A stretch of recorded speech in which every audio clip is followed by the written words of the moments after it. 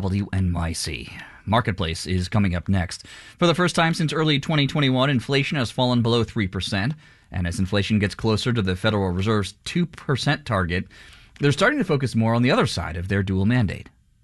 If they start focusing purely on the job market, then they essentially will be pinned into cutting rates.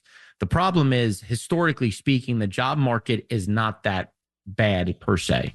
Pivoting to labor. That's next on Marketplace. We'll be back with all things considered. Or no, we won't be. Ask Governor Murphy is at 7 o'clock. Psych. It's 6:30.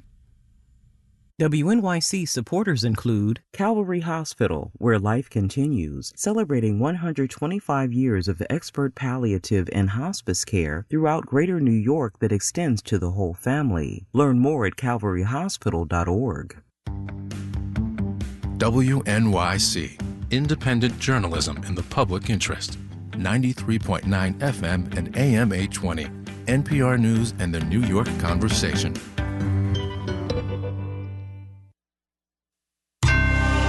Marketplace is supported by C3 Generative AI. Verifiable, traceable answers, secure, hallucination-free, LLM-agnostic, IP liability-free. C3.ai. This is Enterprise AI. Quick, what starts with a 2, ends with a 9, and might make all the economic difference? From American Public Media, this is Marketplace. Marketplace is supported by Progressive Insurance. The Name Your Price tool provides a range of coverage options. Progressive.com. Price and coverage match limited by state law. And by Babbel for Business. With over 13,000 hours of language courses, Babbel is helping businesses break down language barriers and improve workplace safety. Learn more at babbelforbusiness.com.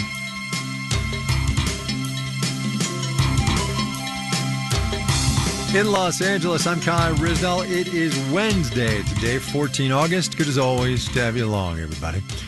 To answer my own rhetorical question, and as you have surely heard by now, it is the July Consumer Price Index that starts with a 2 and ends with a 9, 2.9% year on year. We learned that this morning. The first time in better than 3 years, the CPI hasn't started with a 3. So, good news, but good enough? Enough for the Federal Reserve to start cutting interest rates? Maybe, maybe not. We'll know at its September meeting. But it's worth a mention here because it's been easy to forget with inflation as high as it's been that the Fed actually has 2 jobs. The dual mandate, right? Stable prices, that is controlling inflation, and also maximum employment.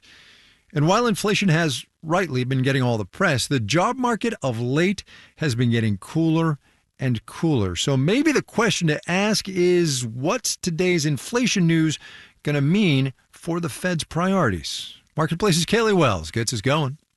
The Fed technically has a few tools in its toolkit, but really we're mostly talking about one big one here, interest rates. I'm looking at the rates. I'm looking at what they plan to do with the rates and what they're saying about the rates. That's senior economist Elizabeth Renter with NerdWallet. The Fed raised them throughout 2022 and the first half of 2023. They haven't changed since July of last year. After this full year of high rates, we saw unemployment did tick up. We've seen hiring slow down. And since the Fed has this dual mandate to watch inflation and the labor market, Renter expects the Fed will finally cut interest rates next month. But not everyone thinks that's a great idea. Mark Rosanos, the founder and CEO of C6 Capital Holdings. If they start focusing purely on the job market, then they essentially will be pinned into cutting rates. The problem is, historically speaking, the job market is not that bad per se. Because even though unemployment is on the rise, it's still relatively low. Rosano says he's worried a rate cut could trigger a second wave of inflation.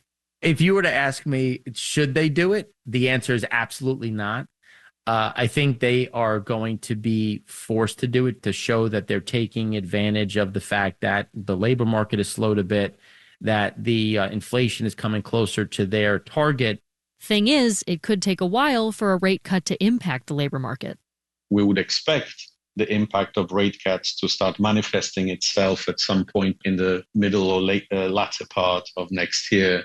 Andre Skiba with RBC Global Asset Management says a softening labor market is more of a gradual process. And it will take quite a few cuts before that dynamic could be changed in a meaningful way. And we still don't know just how much this possible first cut will be in September, but it'll likely be 1/4 or 0.5%. I'm Kaylee Wells for Marketplace. While CPI is getting all the attention today, there is more data yet to come this week. We'll get July retail sales tomorrow, sure to be poured over in search of insights into the state of mind of the American consumer. So in advance of that, we have surveyed a few of our retail regulars, starting with Annie Lang Hartman. She runs Wild Letty. That's a gift and greeting card retailer up in Leelanau County, Michigan.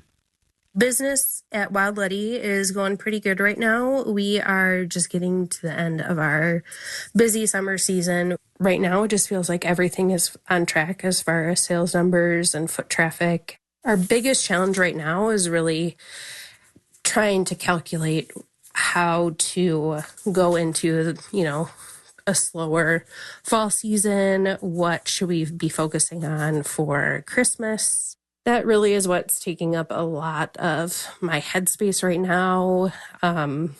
This fall, I really just am hoping that we get the great foot traffic in Suttons Bay like we did last year. And I just really hope we have time to, as a small business, to do all the stuff we need to do to get ready for what I hope is a busy holiday season in store and online. Annie Lang Hartman hoping and running Wild Letty up in Leelanau County, Michigan. Wall Street today.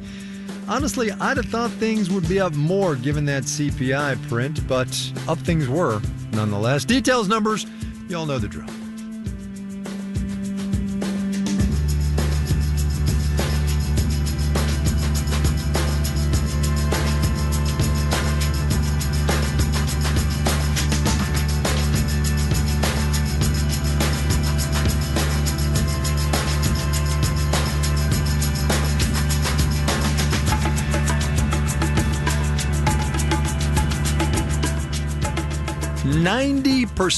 90% of the monthly increase in prices in this morning's CPI was shelter. Literally the cost of having a roof over your head. Shelter costs were up 0.4% last month, the same as it was back in May, as it happens. But as Marketplace's Sabri Benishul reports, those two numbers, thankfully, are not telling the whole story. You know, if we didn't have to worry about housing, core inflation would be totally under control by now. If you removed shelter from the CPI measure, we would have been below 2% for the last 6 months. Lisa Sturdivant is chief economist with multiple listing service Bright MLS. But of course, we do have to worry about housing because we have to live somewhere. And living somewhere is 5.1% more expensive this July than last July, at least according to the Consumer Price Index. That doesn't reflect what renters are seeing on the ground right now. If you look at up-to-date market numbers for new leases from places like Apartment List, Sturdivant says rents have declined 1% or are flat year over year. Any way you slice it, though, rents are not rising by 5% year over year. It's not that the CPI is wrong. It's that it's slow. The CPI rent index will lag these private market measures by roughly about a year.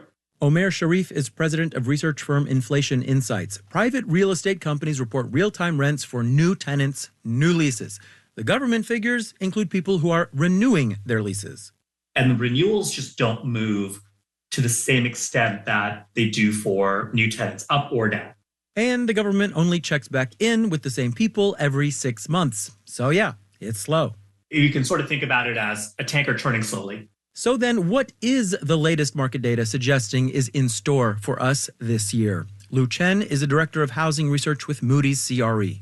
The market rents we are tracking, we expect that to grow roughly around 1.4, 1.5 percentage point. Significantly lower, Chen says, than the long-term average of around just under 4%, and definitely not the 5% in the CPI. So we can chill. In New York, I'm Sabri Benishul for Marketplace.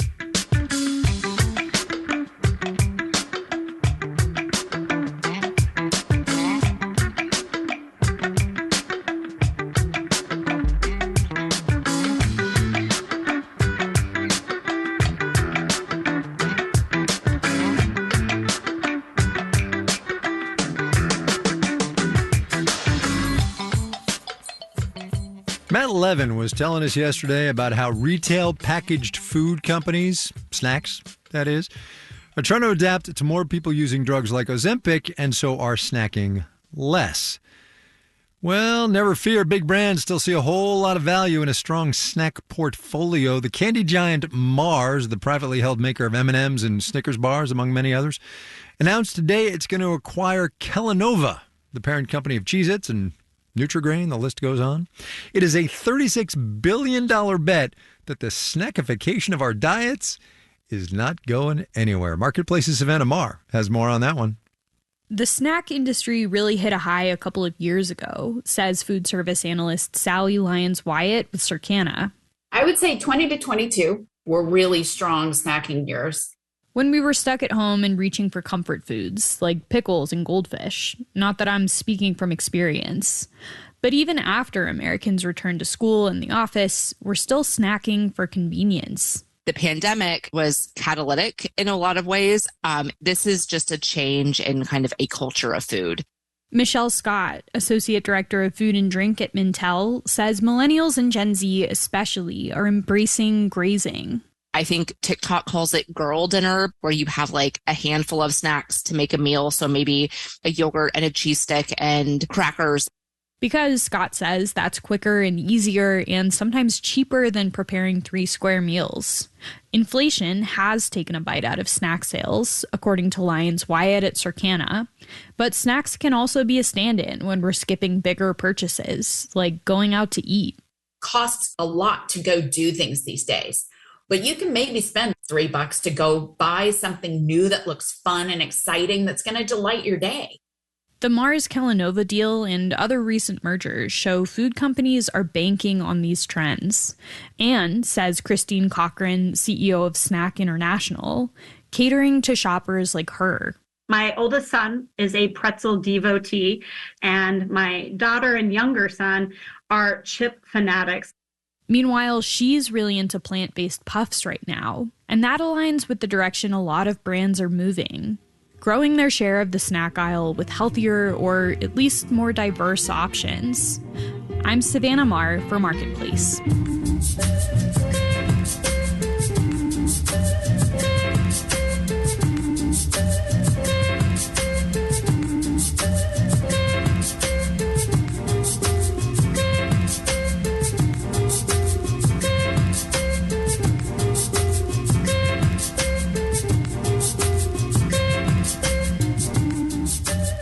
Retail regular number 2 now, Philip Rollins, proprietor of the comic and record store Offbeat in downtown Jackson, Mississippi. Foot traffic is okay. It's actually picked up a little bit. People going to museums or just walking around. We get a lot of tourists. A lot of things that that's really popular is the Chapel Rowan. She's very popular right now. Can't keep her record in stock. There's been we did a promo for Beyonce. That was pretty popular. My costs have not increased entirely. I've cut back on a lot of stuff. I've focusing more on our pre-loved or used vinyl. My discount for comics has grown. What am I hoping to see as I head into the fall is new students coming in for college. So hopefully, I can get some of them to come to the shop and shop with us. And working with some other businesses, actually, and, doing some collabs. And I have some stuff in plans for that. So that's what I'm excited about. Chapel Roan getting a lot of playtime on my Spotify. Philip Rollins, you didn't see that coming, did you? Philip Rollins selling comics and records at Offbeat in Jackson, Mississippi.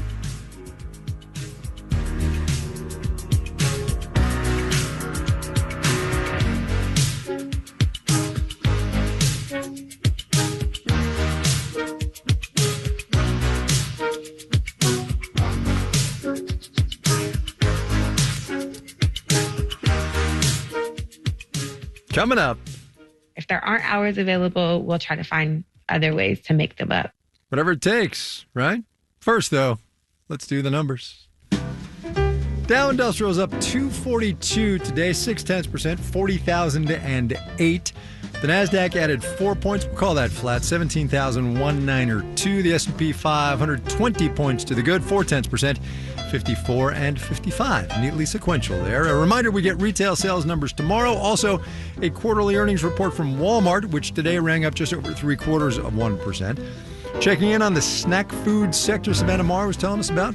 Acquisition target Kellanova added 7.75% today. Mars, which is buying Kellanova, as I said, privately held. But boy, that's a big privately held company. Mondelez International, which makes Oreos and Triscuits and Sour Patch Kids. Ew. Added 1.2% today. PepsiCo, home of Frito-Lay and Quaker, and, Pepsi, added nearly 0.8%. Kraft Heinz, which makes Kraft stuff, flipped almost 0.25%. General Mills, Bugles, Chex Mix, picked up 1.7%. That is quite the tour of the snack sector, I'll tell you that. Bond prices were up. Yield on the 10-year T-note down 3.84%. You're listening to Marketplace. Marketplace Numbers is supported by GitLab, the AI-powered DevSecOps platform. GitLab, software faster. Marketplace is supported by Amazon Business, aiming to help save time by offering smart business buying solutions so there's more time to focus on growing the business and less time doing the admin. More at amazonbusiness.com. And by Odoo, management software designed to unite every aspect of business into one simple platform. Odoo aims to take businesses to the next level. ODOO.com. Everything any business will ever need. And by Palo Alto Networks. Palo Alto Networks delivers comprehensive cybersecurity protection while automating cyber defense to stop threats so organizations can thrive. Learn more at paloaltonetworks.com.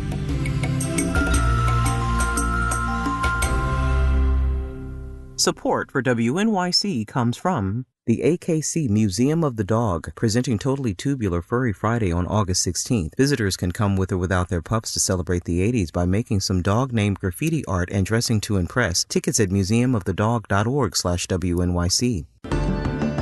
New Jersey Governor Phil Murphy is expected to make his choice to replace Senator Bob Menendez any day now. On the next Ask Governor Murphy, we'll talk about that, his friendship with new vice presidential candidate Tim Walz, new electric charging stations coming to the Turnpike, and we'll take your calls. Ask Governor Murphy tonight at 7 on WNYC.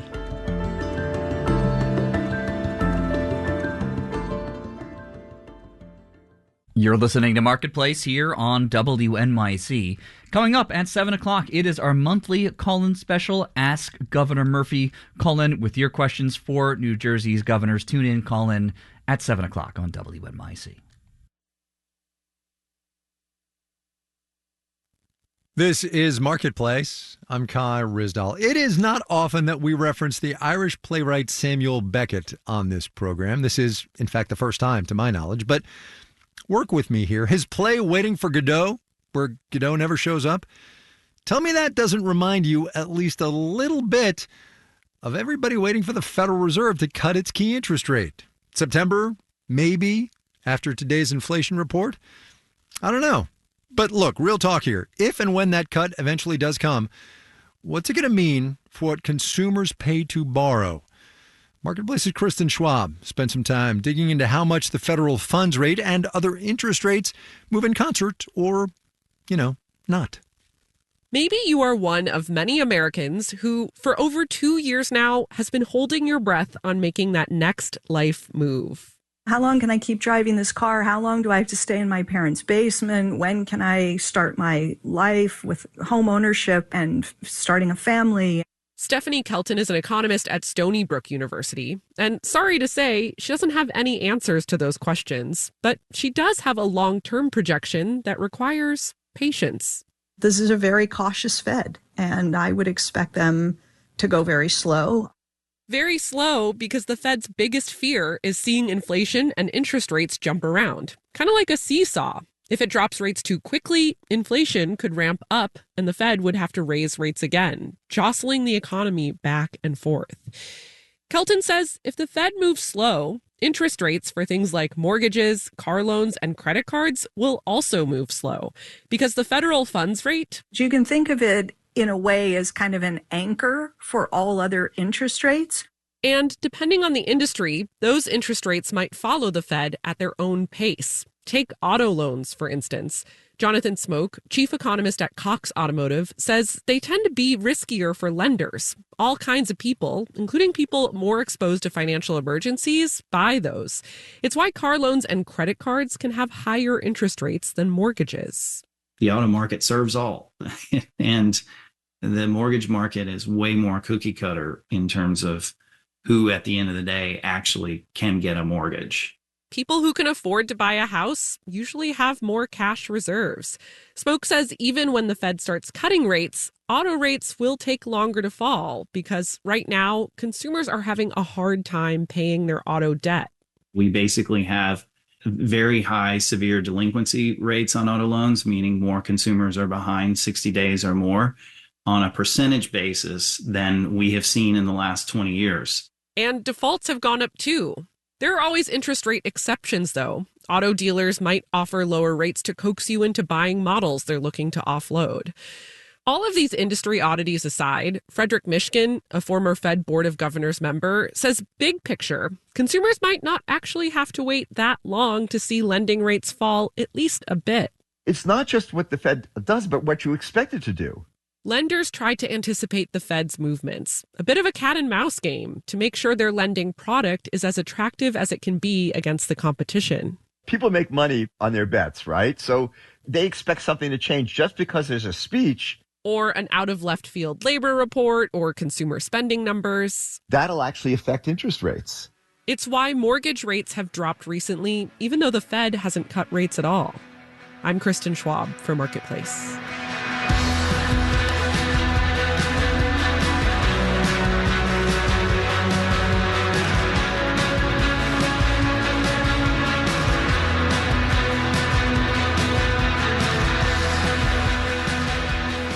All right, here's a story about how economic salvation, at least on a local level, can come from the most unexpected places. The data out of China is not good. Bank loans are down. We learned that earlier this week. Growth in exports has slowed. Industrial production is sluggish. Domestic consumer demand isn't demanding. Real estate over there is sluggish at best. Provinces are deep in debt. So how about some barbecue? There's a city in northeastern China, Zibo, it's called, kind of industrial, but apparently with a killer barbecue scene, which has been drawing tourists and their money. Marketplace's Jennifer Pack has our food tourism update. It's Tuesday night in Zibo, 6:30 p.m., and dinner time. Last year, people would already have been lining up for hours at this barbecue food alley. Not today. Wow! Only this one restaurant, Muyangcun, is packed. About 100 people are sitting on low chairs around metal tables. Diners can cook meat skewers on mini charcoal grills at their tables. This DIY aspect sets Zibo barbecue apart from other Chinese barbecue styles.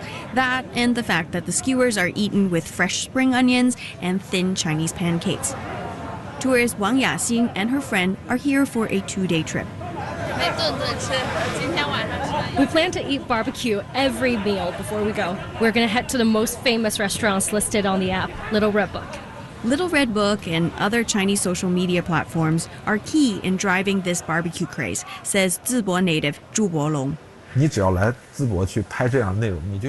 If you posted content about Zibo last year, it would get a lot of traffic. Why? Well, because of college students, for starters. Those students, numbering in the hundreds, had to quarantine in Zibo during COVID, and the story goes they were treated well. So well that some of them returned when the pandemic restrictions were lifted in 2023. This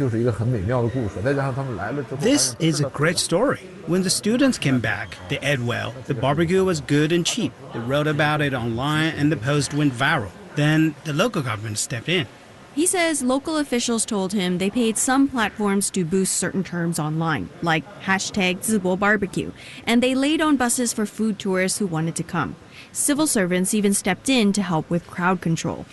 Before Zibo barbecue became popular, there wasn't enough money to pay some civil servants for a while. Once Zibo became a barbecue hotspot, there was enough revenue to pay them.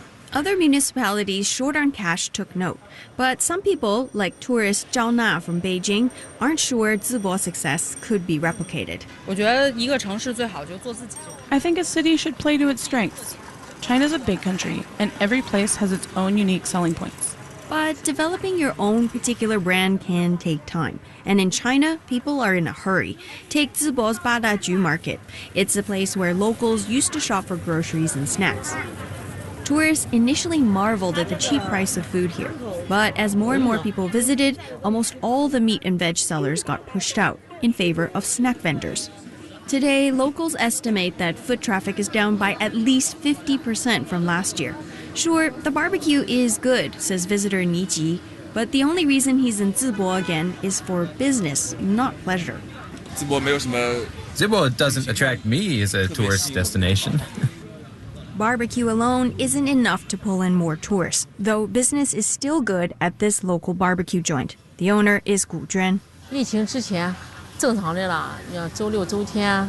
Pre-pandemic, I earned $1,400 on a Saturday or Sunday, and $800 to $1,000 on a weekday. Once Zibo barbecue got popular, I made up to 10 times that every day.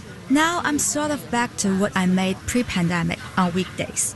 I still earn a bit more on weekends. Although food tourism has fallen off, some locals think the big payoff for Zibo is that the city is now famous across China for its hospitality. Again, Zhu Bolong. When I negotiate business, if I say I'm from Zibo, I'm seen as more trustworthy. Back at the Muyangcun restaurant, tourist Wang Yaxin's beef and lamb skewers are ready to eat. It tastes so good. It has a unique aroma from Zibo. A meal for two sets her back just $20. Perfect, she says, since her salary isn't that high. In Zibo, I'm Jennifer Pak for Marketplace.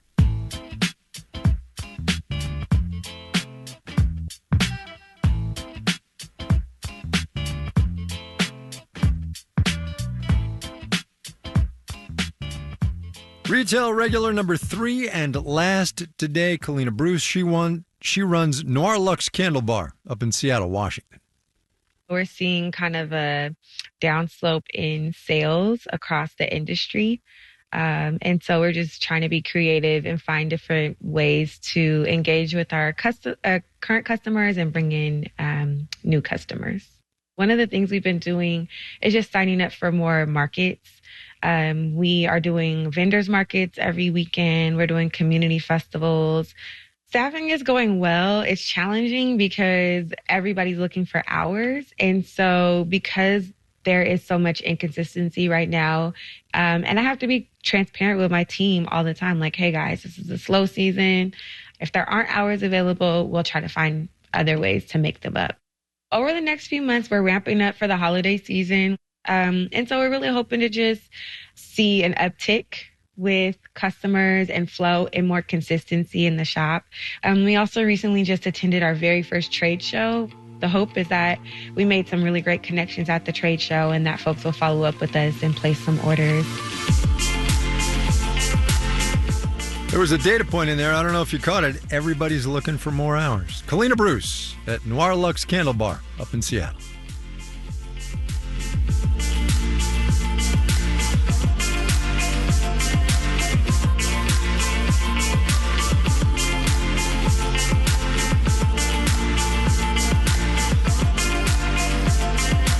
Marketplace is supported by Modern Treasury, providing automatic reconciliation, instant payments, and real-time financial data assisted by AI. ModernTreasury.com.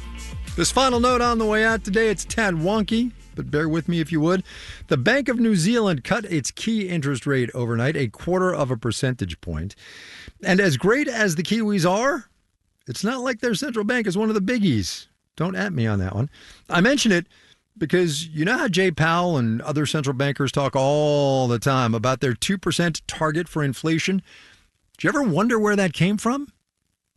It came from the Reserve Bank of New Zealand, their Fed, which in 1989 became the first central bank to actually pick a target for inflation. 2%? Sure. Sounds good, right? Our media production team includes Brian Allison, Jake Cherry, Jessen Dueller, Drew Jostad, Gary O'Keefe, Charlton Thorpe, Juan Carlos Torado, and Becca Weinman. Jeff Peters is the manager of media production around here. And I'm Kai Ryssdal. We will see you tomorrow, everybody.